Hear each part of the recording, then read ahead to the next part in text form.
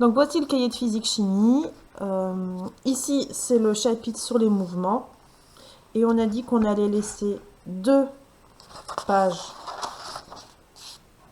doubles vides. Donc, celles-là, on les laisse vides.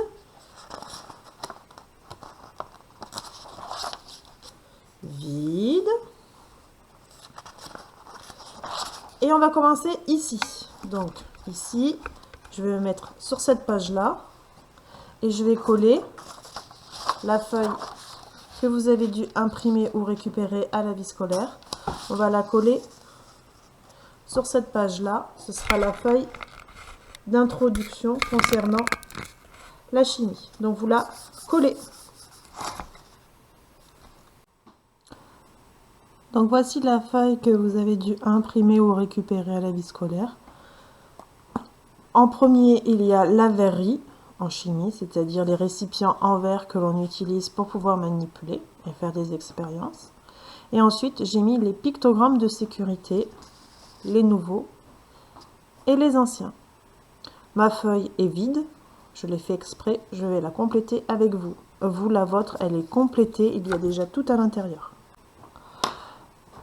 Pour représenter la verrerie en chimie, on prend un crayon à papier, une règle et une gomme. C'est obligatoire. Aucun schéma ne doit être fait au stylo et à main levée. Donc le premier, c'est un bécher. Ça s'écrit B, E, C. Un bécher. Et pour le représenter le plus simple possible, puisqu'il faut que tout le monde puisse le représenter de manière la plus simplifiée,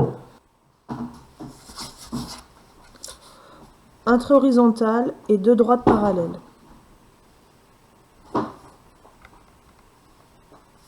Dans certains livres, on voit un espèce de petit bec verseur là. Non, ce n'est pas la peine de le faire, c'est pas faux, mais ça n'a pas d'intérêt de le dessiner.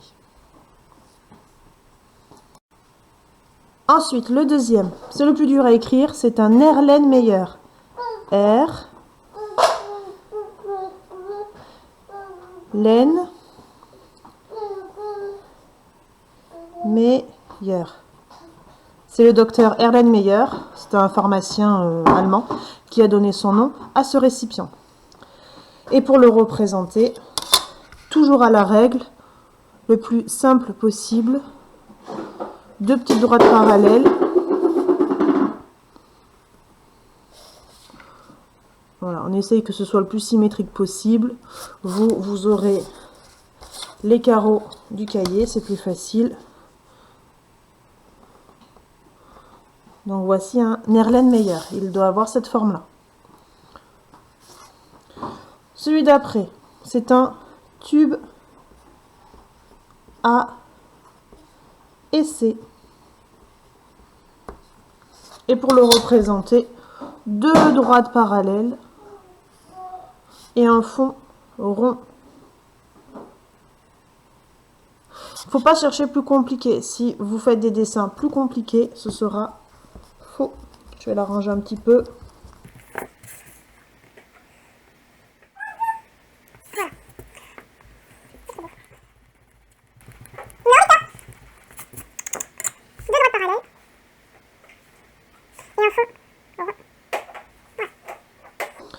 Ensuite, celui-là, on s'en sert pas vraiment au collège. C'est ce qu'on appelle un verre à pied. Un verre à pied. Et pour le représenter,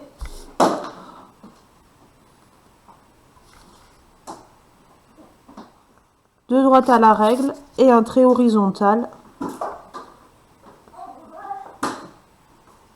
Comme ceci. Ça, c'est un verre à pied. Pareil, dans certains livres, on voit une espèce de petit bec verseur ici. Ça n'a pas d'intérêt à le dessiner. Moi, je conseille de ne pas le faire. C'est pas faux, mais c'est pas juste. Celui-là. Alors, il a une particularité. J'espère que vous le voyez bien sur votre feuille à vous. Je vais le repasser ici. Il a un trait, ce récipient. Il a un trait rouge ici. C'est ce qu'on appelle une fiole jaugée. C'est un trait de jauge, c'est-à-dire c'est un repère ici. Ce récipient est très précis. Si c'est un récipient de 100 ml, il faut mettre de l'eau jusqu'au trait de jauge. Et pour dessiner cette fiole jaugée, on fait un long coup comme ça. On essaye de faire un arrondi. C'est pas très facile à faire. Hop, voilà, le plus simple possible. Hein. Un trait horizontal. Et surtout, ne pas oublier le trait de jauge. Donc ici, ce col est très étroit. C'est ce qu'on appelle une fiole jaugée. On n'utilise pas vraiment au collège, beaucoup au lycée. Ce récipient-là, il est en verre. C'est ce qu'on appelle un cristallisoire. Deux droites parallèles, un fond horizontal. Bah, c'est comme une grosse bassine en verre. Hein. Donc c'est ce qu'on appelle un cristallisoire.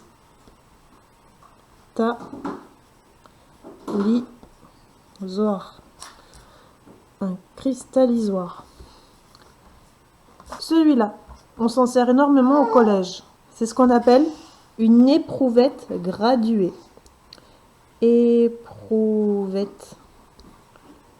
Et cette éprouvette, elle a des graduations. C'est une éprouvette graduée.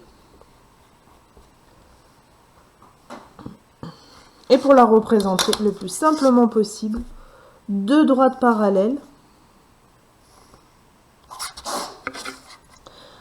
un fond horizontal.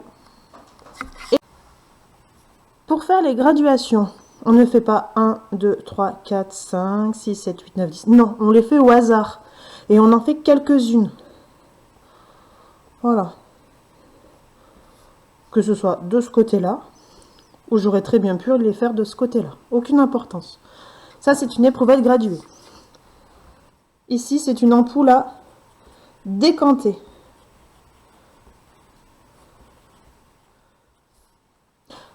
Et ça, ce schéma-là, il est un peu difficile. Je ne vous demande pas de le retenir. Je vais le faire.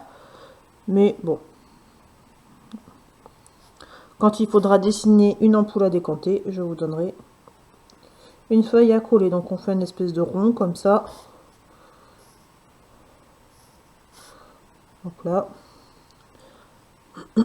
Avec un petit robinet, puisqu'ici, en fait, on fait rentrer le liquide à l'intérieur. Ici, il y a un robinet.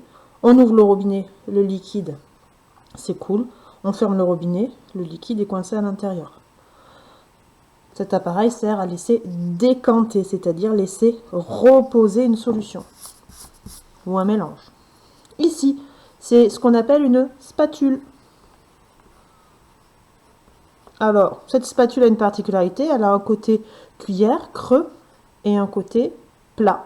Alors, pour la dessiner, pareil, pas très compliqué, un trait, et voilà. Ça, c'est une spatule, très simple. À côté, c'est un ballon. Il a une petite particularité, celui-là, il est à fond rond. Parce qu'il existe des ballons à fond plat. Ah oui, c'est plus facile pour tenir sur la table. Alors, les ballons à fond rond, ce sont ceux qui s'emboîtent dans les appareils de chauffage. Donc, pour les dessiner, un petit col. Et, alors on ne sort pas le compas, hein, mais on essaye que ce soit le plus rond possible. Bon, c'est pas terrible. Mais... donc, voici un ballon. D'où l'intérêt de le faire au crayon à papier, parce qu'on peut effacer et recommencer. C'est un ballon à fond rond. Celui-là, vous le connaissez, c'est un entonnoir. Et il y a quelque chose à l'intérieur. C'est ce qu'on appelle un filtre. C'est une espèce de papier qu'on met à l'intérieur pour filtrer les mélanges. Donc pour le dessiner, l'entonnoir, on fait comme une espèce de V.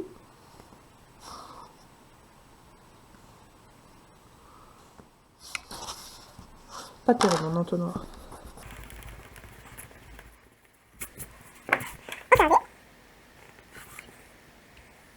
Voilà, c'est mieux.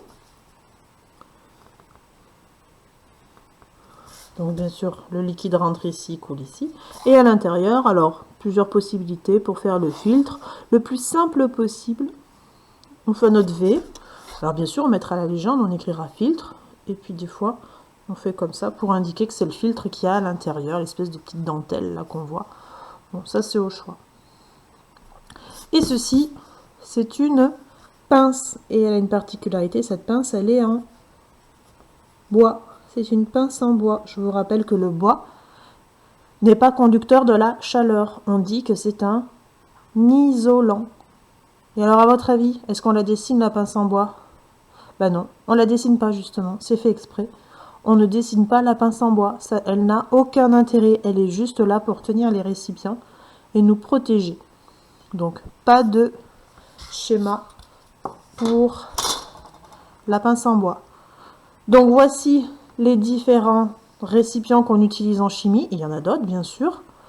Comme vous avez pu le constater, il faut les représenter le plus simplement possible pour qu'on parle tous le même langage, pour que quand quelqu'un dessine ça, on sache tous que c'est une éprouvette graduée.